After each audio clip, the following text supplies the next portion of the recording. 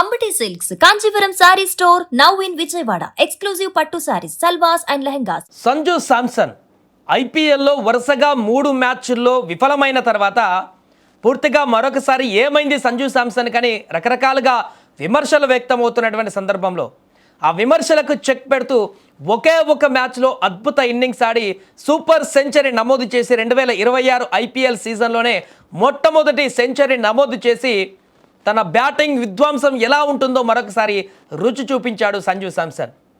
నిన్న జరిగినటువంటి మ్యాచ్లో చెన్నై సూపర్ కింగ్స్ మొదటి విక్టరీ నమోదు చేసింది. కారణం సంజు శాంసన్ తన బ్యాట్కి పని చెప్పడం. ఆల్రెడీ మనం అనుకున్న ఒక్కసారి కనుక సంజు శాంసన్ కనుక నిలబడితే తన బ్యాట్కి కనుక పని చెప్తే సిఎస్కే ఈజీగా గెలుపు బాటలో పయనిస్తుంది. గత 3 మ్యాచ్ల్లో అంతకుముందు వరుసగా ఫెయిల్ అవ్వడం కారణంగా సంజు శాంసన్ ఓటమి పాలైపోయింది. సిఎస్కే 4వ మ్యాచ్లో అద్భుతమైనటువంటి బ్యాటింగ్ చేయడంతో ఢిల్లీ క్యాపిటల్స్తో చెన్నైలోని ఎంఏ చిదంబరం స్టేడియం వేదికగా జరిగినటువంటి మ్యాచ్లో సంజు విధ్వంసకరమైనటువంటి సెంచరీతో కథం తొక్కాడు. కేవలం 56 బంతుల్లో 15 ఫోర్లు 6 సిక్సర్లతో 115 పరుగులు చేసి అజేయంగా నిలిచాడు. చెన్నై భారీ స్కోర్కి బాటలు వేశాడు ఈ యొక్క అద్భుత ఇన్నింగ్స్తో. కాగా ఐపీఎల్లో సంజు శాంసన్కి ఇది 4వ సెంచరీ, ఈ సీజన్లో మొదటి సెంచరీ. ఆల్రౌండ్ ప్రదర్శనతో చెన్నై సూపర్ కింగ్స్ ఈ ఐపీఎల్ సీజన్లో తొలి విజయాన్ని కూడా నమోదు చేసుకుంది. ఈ దెబ్బతోటి చపాక్ స్టేడియంలో జరిగినటువంటి మ్యాచ్లో ఢిల్లీ క్యాపిటల్స్ పైన 23 పరుగుల తేడాతో ఘన విజయం సాధించింది. ఈ గెలుపులో సంజు శాంసన్ అద్భుత శతకంతో కథం తొక్కగా బౌలింగ్లో జెమీ ఓవర్టన్ 4 వికెట్లు తీసి మాయ చేసేశాడు. ఈ విజయంతో చపాక్ స్టేడియంలో వరుసగా 6 ఓటముల పరంపరకు చెన్నై బ్రేక్ వేసేసింది.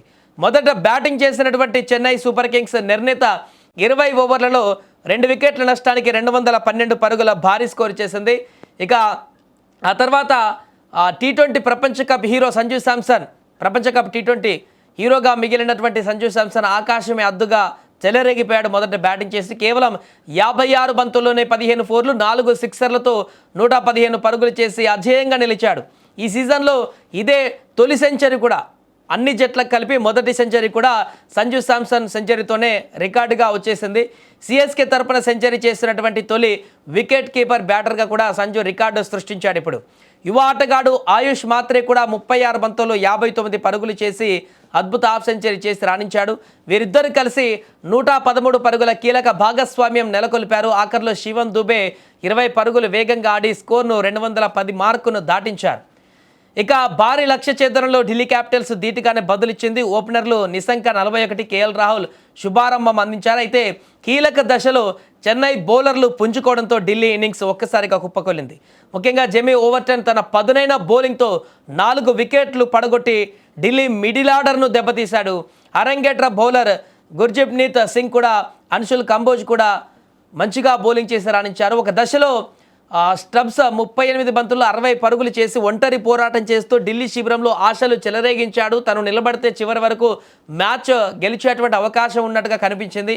అయితే పెరిగిపోతున్న రన్ రేటు ఒత్తిడికి తలొగ్గి అతను కూడా అవుట్ అయిపోయాడు. ఆ తర్వాత వచ్చిన బ్యాటర్లు ఎక్కువసేపు నిలవలేకపోయారు. దీంతో ఢిల్లీ క్యాపిటల్స్ 20 ఓవర్లలో 189 పరుగులకు ఆల్అవుట్ అయింది. దీంతో ఓటమి పాలైంది. ఏదేమైనా కూడా వరుసగా 3 ఘోరమైనటువంటి విఫలమ బ్యాటింగ్ తోటి సతమతమవుతున్న సంజు శాంసన్కి 4వ మ్యాచ్లో అద్భుతమైనటువంటి సెంచరీతోటి తన బ్యాటింగ్ పవర్ని మరొకసారి చూపించాడు.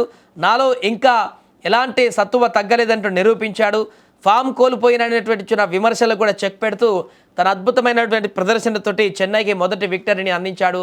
ఇక వచ్చేటువంటి మ్యాచ్ల్లో కూడా ఇదే ప్రదర్శన సంజు గనక చేయగలిగితే, ఇదే రకమైనటువంటి ఆటను కనబరచగలిగితే ఇప్పటికే 3 మ్యాచ్ల ఓటమికి బదులు తీర్చుకునేటువంటి అవకాశం చెన్నైకి ఉన్నట్టుగా అయితే కనబడుతుంది.